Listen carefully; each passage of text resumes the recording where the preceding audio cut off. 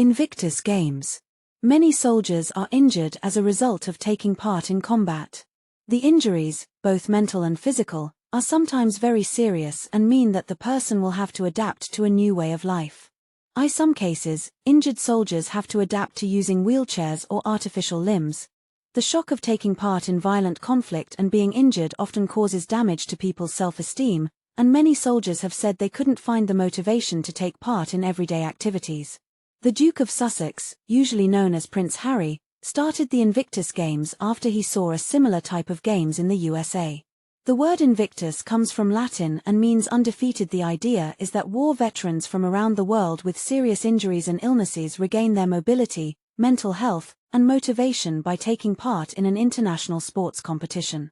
The Royal Foundation, a charity established by Prince Harry and his brother Prince William, made a contribution of £1 million to fund the first Games in 2014. This sum was matched by the British government. The Games were also sponsored by the car company Jaguar Land Rover. The first Games were held in London in September 2014, and around 400 competitors took part from 13 nations around the world. Events included swimming, volleyball, cycling, and rowing. Michelle Obama made a speech at the opening ceremony. The Games are held every year in a different country, and the organizers do their best to ensure that as many people as possible can benefit from taking part. In interviews, many soldiers said they were keen to take part given the opportunity. So far, the Games have been held in Canada, the USA, Australia, and Europe.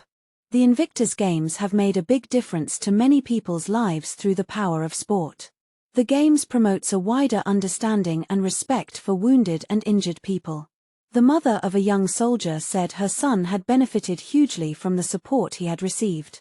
It also does research into the long-term effects that competing in the Games has on the competitors and their families and friends. Invictus Games is on Twitter and has around 80,000 followers. After the last Games, many sportsmen and women tweeted that they felt so much more positive about themselves and their future.